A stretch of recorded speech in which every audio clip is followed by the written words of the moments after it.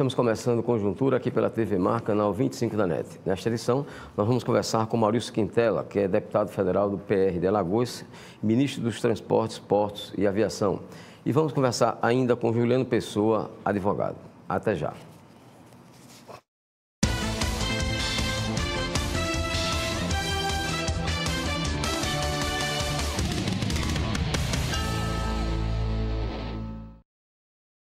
A vida app é brincar na chuva, mas também é ser atendido com agilidade. Ter uma vida app é jantar com quem você ama, mas também é contar com a maior rede pediátrica do Norte e Nordeste. Ter uma vida app é ganhar vários likes e também usar tecnologia de ponta para diagnósticos precisos. Ter uma vida app é ser feliz e cuidar do sorriso. Para ter uma vida app, faça a App Vida. A App Vida faz bem para você. Você sabia que qualquer pessoa pode ter o vírus HIV, que é o que causa AIDS? A única maneira que a gente tem de saber se temos ou não é fazendo o teste. O teste é rápido, seguro, sigiloso e ele está disponível no serviço de saúde. Cuide bem de você e de todos que você ama. Faça o teste de HIV/AIDS. Apoio Organização Arnon de Melo. Sua empresa quer marcar presença no ambiente virtual?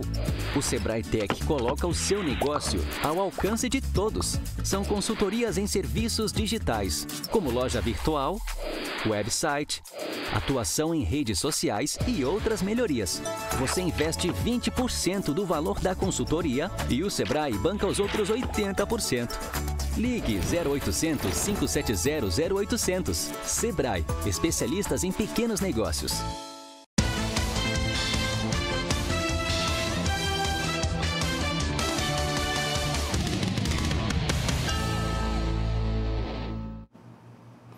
Daqui a pouco, aqui em Conjuntura, a gente vai conversar com o advogado Juliano Pessoa. Mas a partir de agora, o nosso entrevistado é o deputado federal Maurício Quintela, do PR de Alagoas, que é ministro dos Transportes, Portos e Aviação. Ministro, bem-vindo aqui à nossa Conjuntura. Obrigado aí pela presença, por atender o nosso convite. Bom, quase 2 anos de ministro. Que balanço o senhor poderia fazer, começando, já que são 3 setores importantes, começando por transporte? Bom, primeiro, Flávio, é uma satisfação estar aqui no programa, no Conjuntura, é uma oportunidade que eu tenho para prestar conta ao alagoano sobre o nosso trabalho no Ministério dos Transportes. É um ministério que, na nossa gestão, cresceu muito, né? Antes do presidente Michel Temer assumir o governo, o Ministério dos Transportes ele cuidava apenas de rodovias, né, e hidrovias, e alguma manutenção de ferrovia, né? Normalmente aquela ferrovia que é antieconômica, que não tem mais nem carga, nem porto, enfim. E o presidente juntou 3 pastas, pasta da aviação civil, a pasta de portos, né, tudo num único ministério. Então, hoje nós temos o Ministério dos Transportes, Portos e Aviação Civil, que cuida de rodovias, hidrovias, aeroportos, portos e ferrovias. Então, é realmente um ministério que dá muito trabalho, gigantesco e fundamental para o país e também fundamental para Alagoas, não é?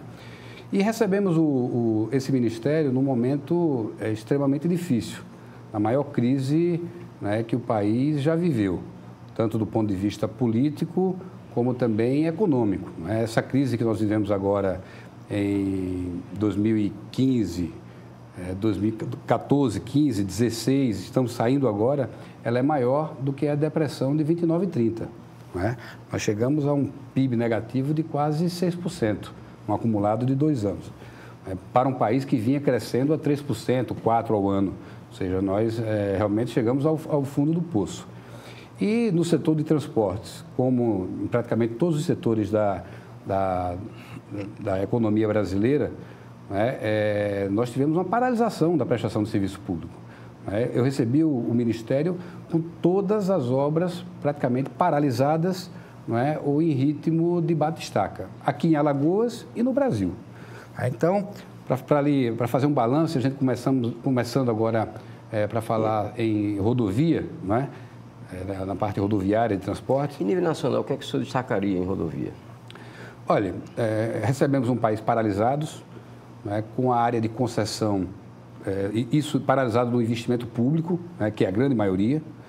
Nós ainda temos muito poucas rodovias privatizadas ou concessionadas para iniciativa privada, né, e aquelas que foram concessionadas foram extremamente afetadas pela crise, porque a grande parte das concessões, a gente chama de concessões da terceira etapa, né, do que foram realizadas no governo Dilma Rousseff, elas foram feitas em 2013, com o Brasil crescendo a 3%, né, os estudos que balizaram essas concessões para os próximos 30 anos seria de crescimento altíssimo, e quando veio a crise, a demanda nessas rodovias caíram, consequentemente as receitas, as empresas, em grande parte, envolvidas na Lava Jato, ou seja, sem capacidade de financiamento.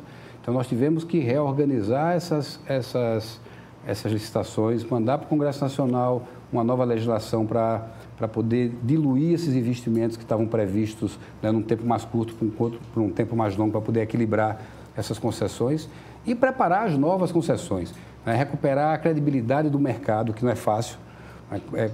Investimento privado em infraestrutura, em concessão, é investimento de longo prazo, Flávio. Investimentos de 25 anos, 30 anos. Você tem um arranjo econômico que ele tem que estar muito afinado. A capacidade do empresário investir, a capacidade dele em conseguir crédito, uma regulação muito firme, ou seja, segurança jurídica, um país que se tenha credibilidade. E a situação do Brasil era muito ruim. E investimento público praticamente não existia, porque recebemos o país em maio de 2016, para você ter uma ideia, todo o orçamento do Ministério era de R$1 bilhão. Só o DENIT pagava 15, antes da crise. Então, foi preciso replanejar tudo, definir prioridades para poder se tocar. E hoje nós estamos tocando obras e entregando obras no país inteiro. Nós retomamos as obras rodoviárias. Bom, no caso de Alagoas, o que ganhou corpo realmente na sua gestão foi o trabalho de duplicação que estava paralisado da BR-101, uma rodovia mais importante que nós temos aqui no nosso estado. Ela está, podemos dizer, quase que praticamente concluída, faltando muito pouco em relação ao seu conjunto. Tem uma previsão para se concluir essa obra, ministro? Tem. Essa é a principal obra rodoviária de Alagoas, não é? São 250 quilômetros de duplicação, isso no nosso estado. Mas essa é uma obra muito maior porque nós temos a duplicação da BR-101 Nordeste. Quando nós assumimos o governo, essa era uma obra que estava paralisada em Pernambuco, em Alagoas, em Sergipe, na Bahia. Nós retomamos 9 lotes dessa duplicação, ou seja, em todos os estados, e concluímos o último lote em Pernambuco, né? Pernambuco já está toda duplicada, tem um pedacinho lá de 120 metros que contratamos agora e que vamos concluir aí até março. E vamos concluir aqui de Rio Largo, Pilar, Rio Largo, ali na divisa, até a divisa com Pernambuco, até abril, ou seja, antes de sair do Ministério, eu quero entregar duplicado de Maceió até Recife, e já está duplicado de Recife até Natal, né? E para o eixo sul, em direção a Sergipe, nós retomamos agora, né, há 4 meses atrás, porque nem contratada estava. E você sabe, viu, Ricardo, é preciso que o telespectador entenda que no Brasil, uma obra de infraestrutura estruturante, para você projetar, contratar e iniciar essa obra, né, é uma verdadeira epopeia, né? Então, nós conseguimos, nesse período, projetar, porque o projeto não se via, foi por isso que essa obra acabou sendo paralisada, projeto ruim, né, ela foi iniciada com um projeto básico. Então, nós tivemos que fazer projeto executivo, uma parte ser contratada por RDC, né, e iniciamos a obra. E eu tive a oportunidade, né, de, na última sexta-feira na semana passada, percorrer todo o trecho sul em direção a Sergipe, e a obra agora está tomando volume. Nós já estamos com canteiro montado em São Miguel dos Campos, né, usina de asfalto pronta, de Campo Alegre, ali na altura de Luziápolis, com frente de obra, e a ideia é entregar nesse trecho de 76 quilômetros, né, até o final de 2018, pelo menos 40 duplicados, né, os 2 viadutos operando, aquele viaduto ali da Barra de São Miguel, né, São Miguel dos Campos, e o viaduto da 316, o entroncamento da 101 com a 316, que é o chamado Trevo da Morte. Ou seja, a gente espera até 2018 deixar essa BR com 200 quilômetros totalmente duplicada. E o orçamento garantido, são 720 milhões que faltavam para concluir, né? Nós já investimos aí em torno de 400 e temos 160 milhões esse ano já no orçamento e, sem dúvida nenhuma, para finalizar, em 2019 não teremos problema. Nesse trecho Maceió, divisa com Pernambuco, há um problema que é ali no Joaquim Gomes, Novo Lino. Isso. Aquela região dos índios Cocal. Como é que vai resolver aquilo, ministro? Olha, esse é um problema sério, não só em Alagoas, mas no Brasil todo. Né? Todo mundo sabe que a área indígena é uma área protegida pela Constituição.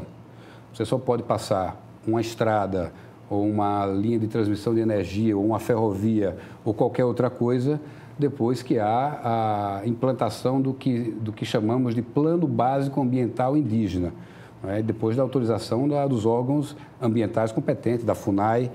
Né? Passaram-se 4 anos e esse Plano Básico Ambiental Indígena não conseguiu ser negociado com os índios, ser implantados. Era um plano, na verdade, praticamente inexequível. Agora não, nós conseguimos negociar, estamos em discussão com a VASU, esperamos até fevereiro que a FUNAI nos autorize. O projeto já está absolutamente pronto para que a gente possa licitar essa obra, são 11 quilômetros apenas, né? E a gente espera agora começar. Uma outra obra muito reclamada aqui da população de Maceió, principalmente, é o chamado viaduto da Polícia Rodoviária Federal, que não existe mais Polícia Rodoviária Federal, já foi demolido. Já foi demolido, isso. Onde funcionava a PRF aqui em Alagoas. Qual é a previsão para essa obra, ministro? Olha, essa obra é uma obra que tende a ser executada de forma bastante rápida, não é? É uma obra que também não tinha projeto, né? O Estado estava elaborando um projeto, não tinha orçamento, né? Nós assumimos o Ministério, nossa primeira audiência foi com o governador do Estado para que ele finalizasse o projeto, doasse ao governo federal para que a gente aprovasse, né? Nós garantimos o orçamento imediatamente, o Estado fez a sua parte, né? O governo federal também fez a sua parte, foi uma obra priorizada. Eu já repassei para o governo do Estado em 2016, 17 milhões e agora, antes de finalizar o ano de 2017, repassei mais 46, ou seja, ele já tem 63 milhões dos 77 na conta de convênio, né? E a obra já está iniciada. Então, e precisava ser assim, porque é uma obra de arte. Não é um simples viaduto, você tem vias marginais, você tem o viaduto em 2 elevações. Em qualquer direção que você vier de Maceió, você tanto pode voltar, pegar a Via Expressa, como pode ir para Satuba, para a BR-316, para o aeroporto. Ou seja, ali não haverá mais nenhuma interferência de trânsito. Mas é uma obra com interferência urbana muito grande. É o maior ponto crítico, né, do Estado. Por ali passam 50 mil veículos dia. Então, se for uma obra que tenha interferência, paralisação, vai ser um transtorno para o maceióense, para o alagoano, violento. Então, o governador tem hoje todas as condições de tocar essa obra, começar e terminar, né, sem ter nenhum tipo de interferência. E a expectativa é que seja uma obra com a duração de 1 ano. Ou seja, com duas janelas, né, climáticas, né? Porque no inverno ninguém trabalha. Ministro, quanto ao Porto de Maceió, tem 2 obras previstas, a ampliação do calado e a implantação de um terminal de passageiros. Como é que andam essas obras? Está indo muito bem. Flávio, para você ter uma ideia, o Porto de Maceió, desde 1998, não recebe nenhuma limpeza de canal, quanto mais uma dragagem. O Porto de Maceió passou a perder competitividade, né? Nós começamos a perder carga para Recife, para o Porto de Cabedelo e João Pessoa, né? Começamos a perder cruzeiros marítimos também, né? Eles começaram a passar direto de Maceió ou para Recife, para Natal, para Salvador, porque nós não temos profundidade no porto. E não temos um terminal, né, para receber passageiros, né, dignamente, minimamente, e receber bem o passageiro de cruzeiro que chega aqui. Chegamos a ter aqui, em 2012, 2011, mais de 50 navios parando no Porto de Maceió. Esse ano, me parece que teremos 7 ou 8. Né? E esse é um turista muito importante, porque o turista do cruzeiro marítimo normalmente é um turista com um poder aquisitivo maior, que deixa mais dinheiro, faz circular mais recurso nas cidades por onde eles passam. Então, nós vamos dragar o porto, já está licitada, contratada, a draga deve estar chegando aqui em Maceió ainda no mês de janeiro. É uma obra que deve durar aí 3, 4 meses no máximo. Ou seja, ela vai possibilitar que navios que a cada dia que passa estão cada vez maiores, não é? Tanto de carga como de passageiros, possam voltar a entrar no porto de Maceió. Hoje o nosso calado aqui está em torno de 6,5, 7 metros e meio. Nós vamos elevar esse calado a 11, 11,5, dependendo ali da localidade. Isso vai possibilitar um aumento em mais de 40% da movimentação de carga dentro do porto de Maceió. E vai permitir que os navios de cruzeiro, não é, possam voltar a frequentar o porto. E o terminal de passageiro, o dinheiro está no orçamento, a licitação será ainda na segunda quinzena de janeiro. Né? E aí, uma vez licitado, né, o porto já fica apto a começar essa obra. Uma obra de aproximadamente 14 milhões de reais.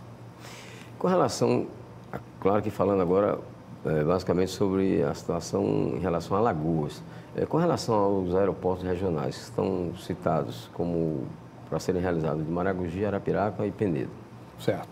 Bom, o de Penedo, ele não está dentro do programa de aviação regional, né, porque é um aeroporto menor, enfim, tem uma outra concepção, mas havia já um convênio do governo do estado com o Ministério dos Transportes, né, nós reativamos esse convênio, garantimos no orçamento da União e o estado está preparando o projeto para que a gente aprove e possa começar a repassar os recursos para recuperação da pista, balizamento, dotar o aeroporto de equipamento de navegação e de combate a incêndio que permita ele receber voos regionais ali.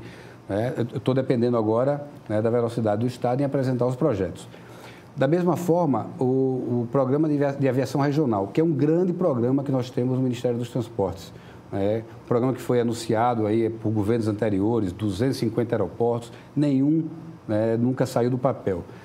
Nós priorizamos 58 aeroportos no Brasil, já estamos com investimentos em 37, entregamos vários, inclusive eu cito aqui o de Jericoacoara, no Ceará, que é um grande destino turístico, entregamos o aeroporto em parceria com o Estado, fantástico, e vários outros.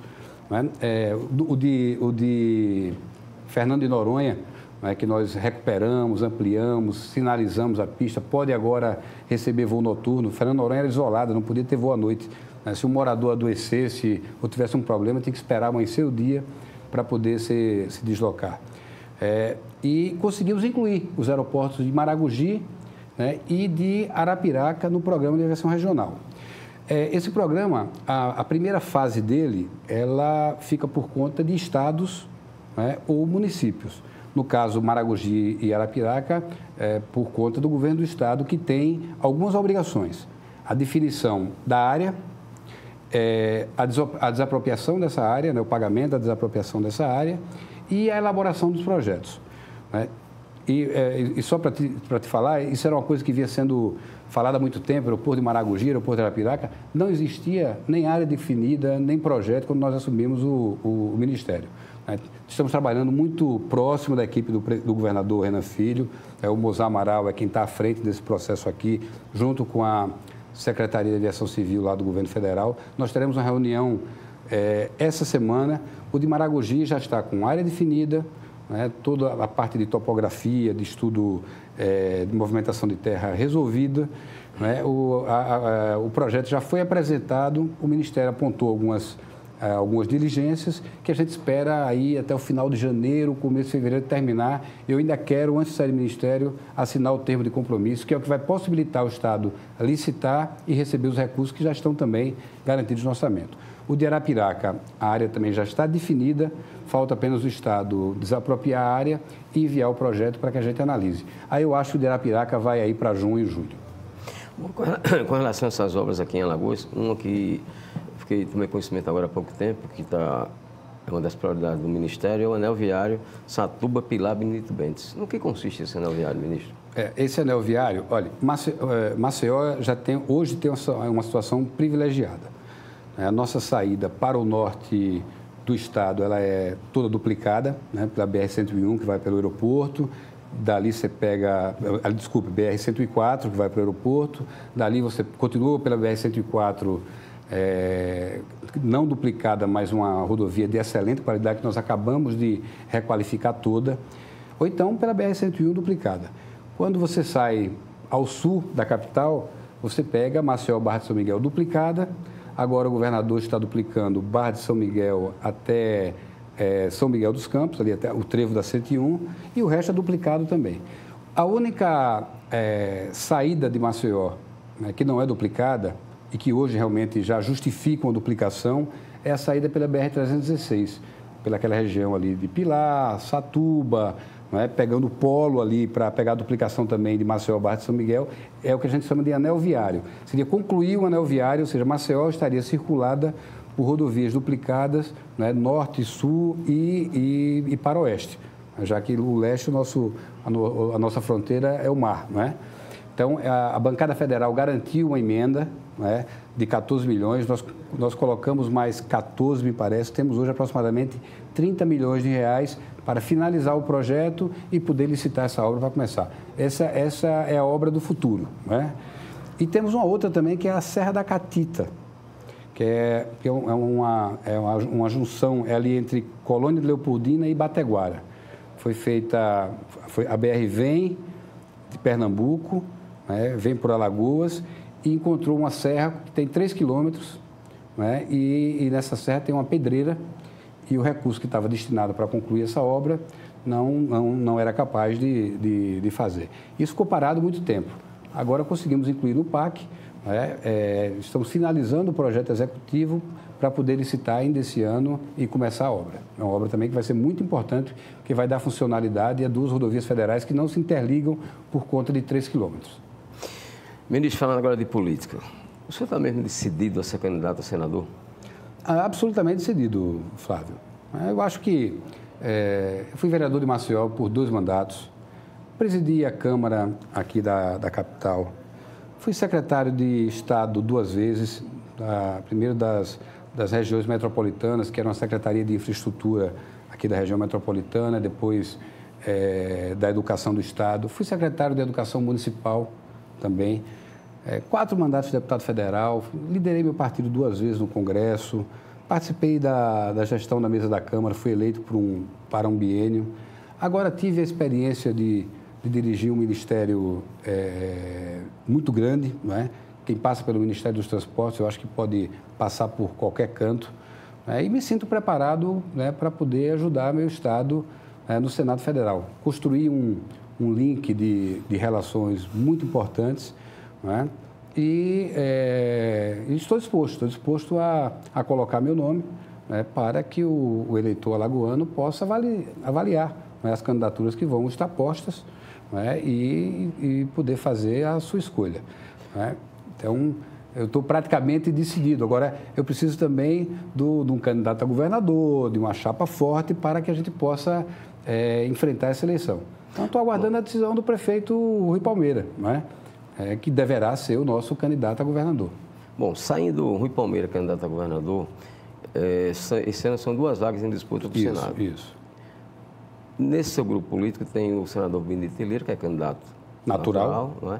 E a outra vaga tem como interessado, né, está resolvendo ainda, mas está bastante interessado, o ex-senador e ex-governador Teotônio Vilela. Claro. E aí, com o seu nome, ficam 3 para 2 vagas. Como é que resolve isso? Olha, do ponto de vista legal, não haveria impedimento, né, de você ter até 3 candidatos ao Senado na mesma chapa.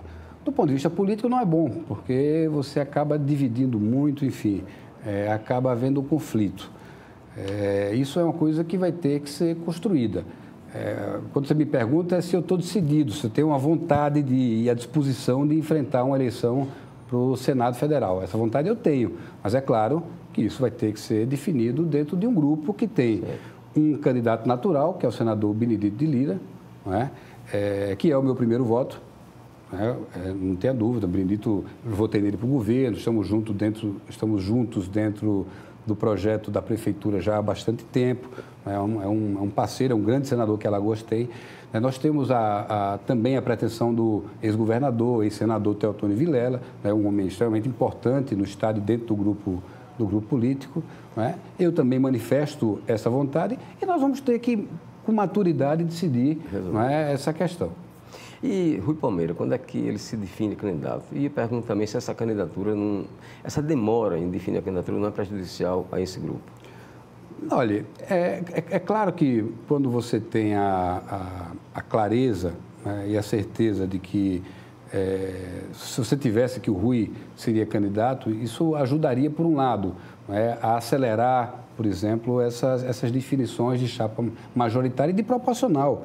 A chapa proporcional ela não pode ser esquecida, porque, afinal de contas, são os deputados federais e os estaduais que lá vão resolver... Dá uma base, né? Vão resolver onde vão coligar. Né? Então, você não pode cuidar disso. Mas, por outro lado, eu acho que o prefeito Rui Palmeira ele tem uma certa razão. Né? Ele é prefeito de uma capital. O primeiro ano do seu mandato não foi um ano fácil. Maceió foi extremamente castigada pelas chuvas.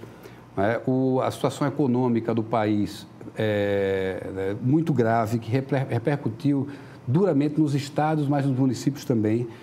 Na hora que o Rui antecipa uma eleição que só vai acontecer em outubro desse ano, ele perde o foco em Maceió, o café começa a chegar frio, você perde um pouco a autoridade na administração. Então, eu acho que ele tem sido extremamente responsável com a cidade que ele está administrando, para a qual ele foi eleito, e vai decidir no momento certo. Eu acho que até fevereiro, março, é um tempo bom, dá para se construir nós estamos conversando, claro, apesar da decisão não estar tomada publicamente, nós estamos conversando todo dia e trabalhando no sentido de chegar na hora que ele achar que é o momento certo de anunciar a sua candidatura, nós já estarmos com proporcional e chapa majoritária bem avançadas. Ministro, tem sido noticiado que o senhor tem... não digo incentivado, mas proposto uma candidatura do presidente Michel Temer à reeleição, apesar dos 6% apenas de aprovação do governo dele. Procede isso? Não, eu não tenho incentivado. Eu fui questionado, inclusive na entrevista local e nacional, para avaliar o quadro nacional.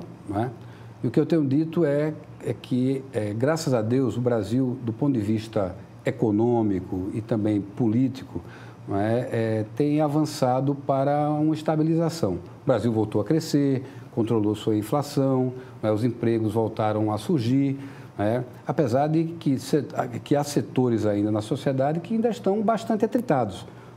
Depois desse processo de impeachment da presidente Dilma Rousseff, o Brasil se atritou muito do ponto de vista político. A população se dividiu, nós temos um país muito dividido ainda. E uma economia enderrocada, como nós vínhamos acompanhando, agravava essa situação de conflito social, conflito de classe, de interesse. Então, eu acho que com um Brasil mais equilibrado, nós temos muita chance de, no processo democrático que vem pela frente, de não partirmos para os extremos. Nem para o extremo da esquerda, com o Lula ou qualquer outro subproduto que vier dessa frente, nem para o extremo da direita com o Bolsonaro. Na minha visão, seriam duas soluções muito ruins para o Brasil.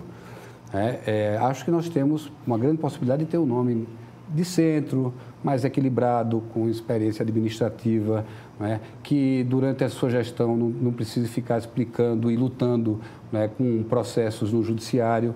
E é por isso que eu acho que um nome de centro pode surgir do próprio presidente Michel Temer, que ainda tem uma popularidade muito baixa, mas apesar disso, é um governo extremamente eficiente em números e vai ser eficiente ao final no resultado.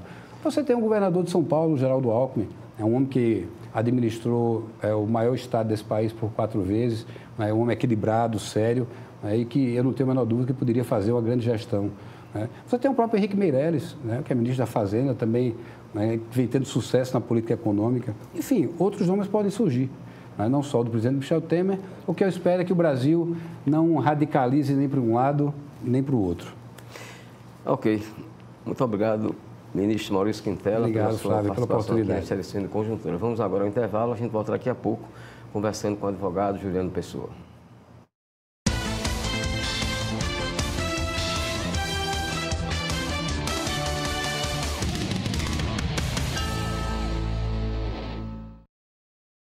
A vida app é brincar na chuva, mas também é ser atendido com agilidade.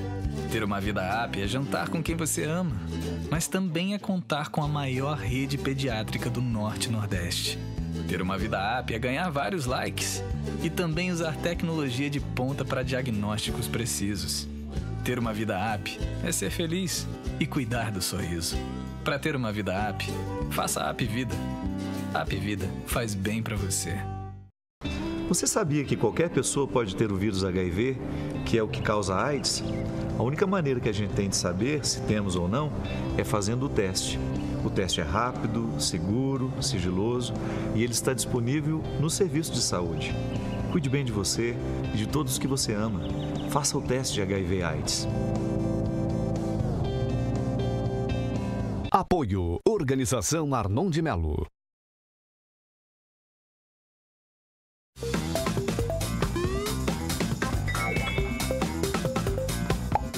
No planeta azul chamado Terra, mas bem que podia se chamar água, mais de 1 bilhão de pessoas não têm acesso à água potável, segundo a Organização das Nações Unidas.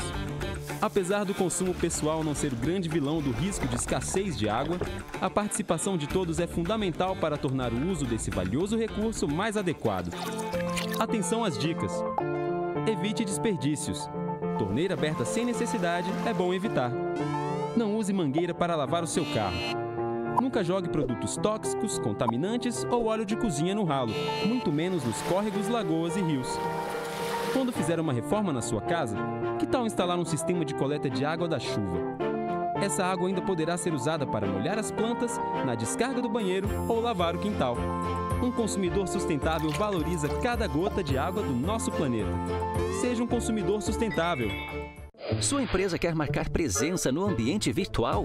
O Sebrae Tech coloca o seu negócio ao alcance de todos. São consultorias em serviços digitais, como loja virtual, website, atuação em redes sociais e outras melhorias. Você investe 20% do valor da consultoria e o Sebrae banca os outros 80%. Ligue 0800 570 0800. Sebrae, especialistas em pequenos negócios. Você sabe o que ele faria se alguém o provocasse xingando, ofendendo, chamando para a briga? Nada. Minha vida vale mais do que qualquer briga ou discussão. No Brasil, centenas de pessoas são mortas por motivos fúteis. Conte até 10. A raiva passa, a vida fica. Paz. Essa é a atitude. Uma campanha do Conselho Nacional do Ministério Público e ENASP.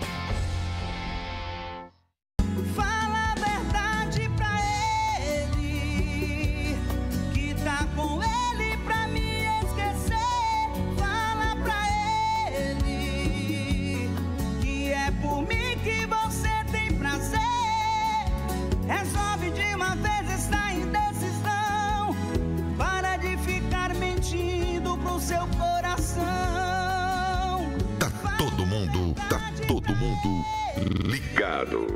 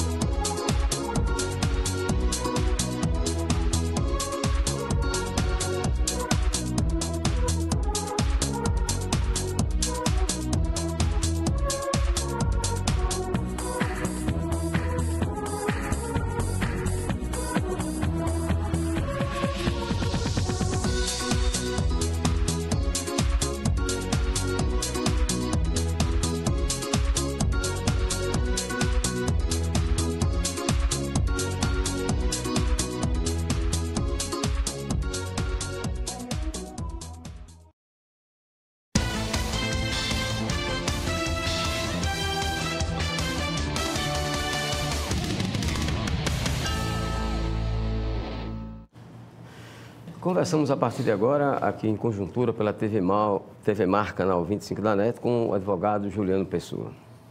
Juliano, bem-vindo aqui mais uma vez à nossa conjuntura, dessa vez não para falar de fotografia, né, mas falar de direito. Juliano, você passou a se dedicar a uma especialidade um pouco, digamos assim, diferente no direito, que é o direito médico. Por que essa opção? Bom, na realidade, isso tem a ver com o meu histórico profissional, né? Antes de ser advogado, eu atuei durante 17 anos em multinacional ligado à indústria farmacêutica. Então, eu trabalhei em laboratórios farmacêuticos e isso me aproximou muito do dia a dia, do cotidiano, né? Das pessoas que militam ali na área da saúde, principalmente do profissional médico, que era o meu cliente direto. Então, naturalmente, quando eu migrei para a seara jurídica, eu terminei, naturalmente, tendo alguns contatos com esse tipo de cliente. E aí foi um caminhar natural, eu diria, para essa seara, né? E, de fato, como você falou, é uma área que vem se desenvolvendo agora, né? Com essa coisa de 2, 3 anos para cá, a gente começou a perceber uma demanda crescente de ações, de demandas judiciais contra profissionais, contra instituições de saúde, etc. Então, isso voltou um pouquinho os holofotes mais para esse tipo de especialidade. Mas, de fato, ainda há muito pouco profissional atuando na área. E quais são as principais demandas nessa área, Juliano? Olha, já se atua muito dando suporte ao profissional, o médico, né? Hoje em dia, muitos profissionais, clínicas, hospitais, perceberam a importância de ter um suporte jurídico, né? Previamente, né? Antes de se ter algum tipo de prática. Não só porque muitas vezes se foca muito no erro médico em si, né? Naquela coisa do profissional estar ali fazendo um procedimento cirúrgico ou qualquer outro e cometer um equívoco e aí sim surgir um problema a partir disso.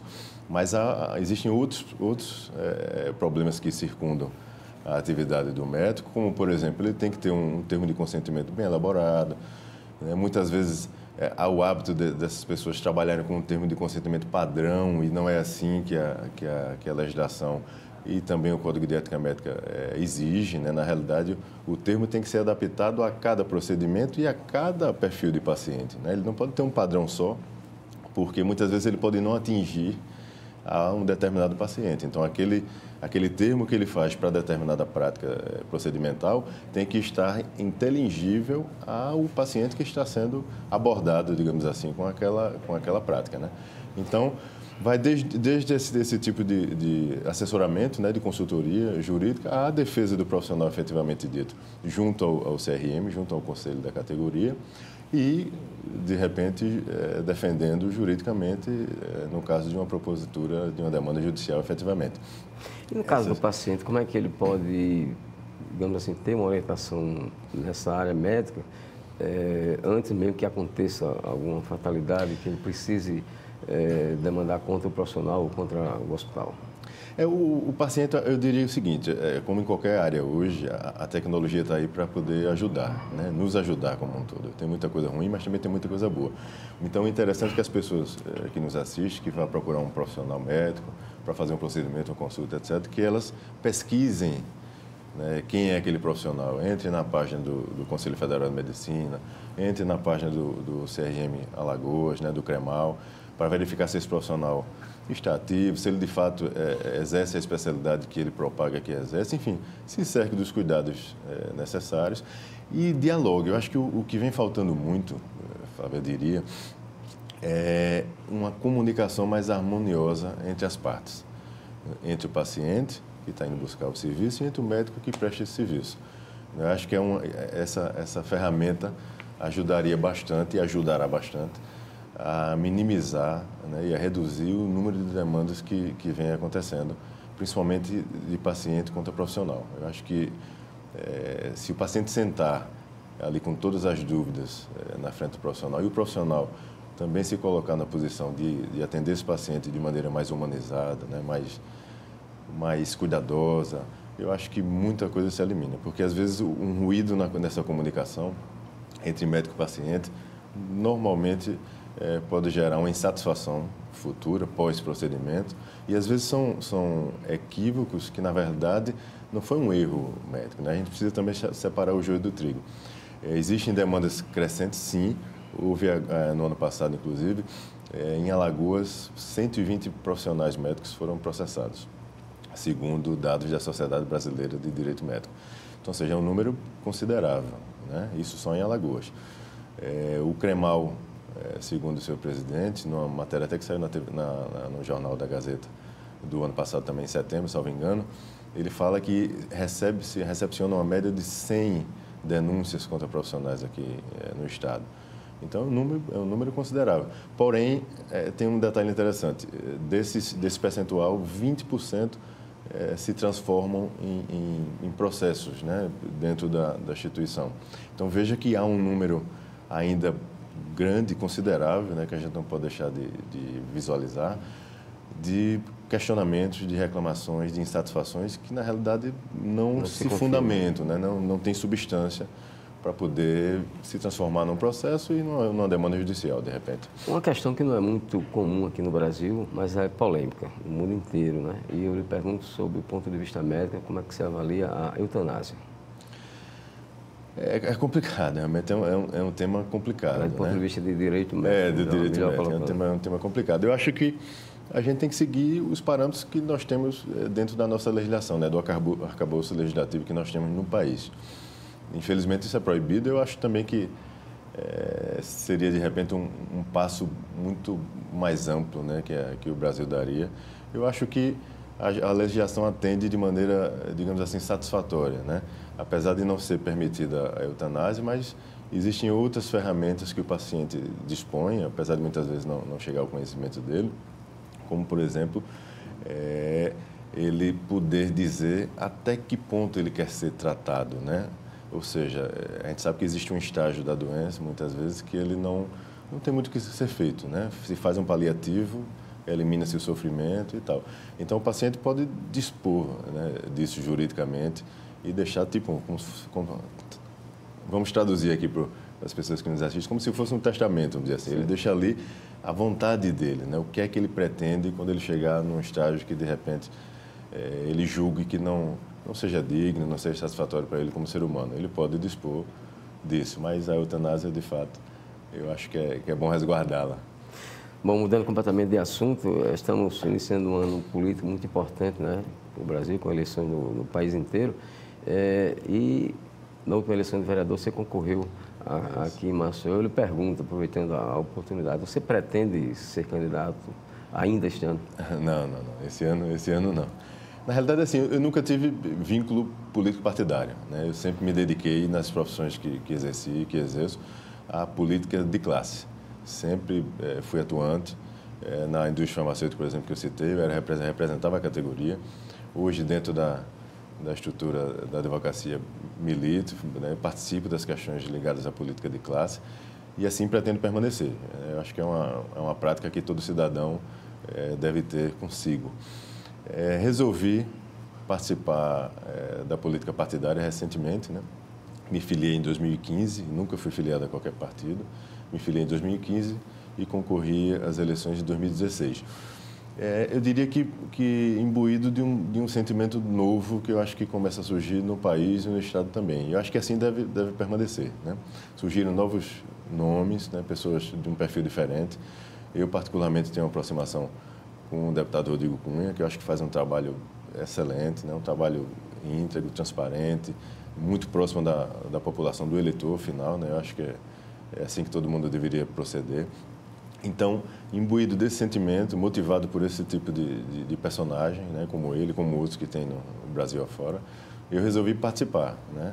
No intuito de contribuir como cidadão, como advogado, como administrador de empresas que sou também, enfim, dar a minha parcela, porque eu acho que muitas vezes a gente fica só no campo da crítica e fica falando mal, fica trazendo a parte negativa da política, mas eu acho que não há saída para determinados problemas se não passando pelo campo político, né? Até porque a gente vive numa democracia.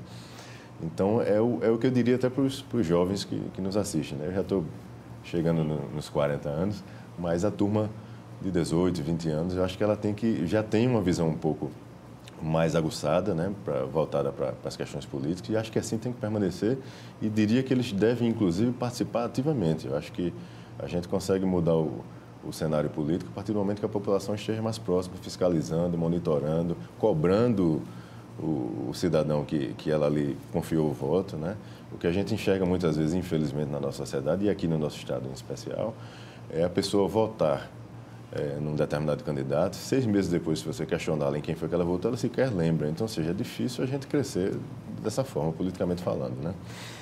Ok, muito obrigado aqui ao advogado Juliano Pessoa pela sua participação nessa edição de Conjuntura e muito obrigado a você também, telespectador, por nos acompanhar.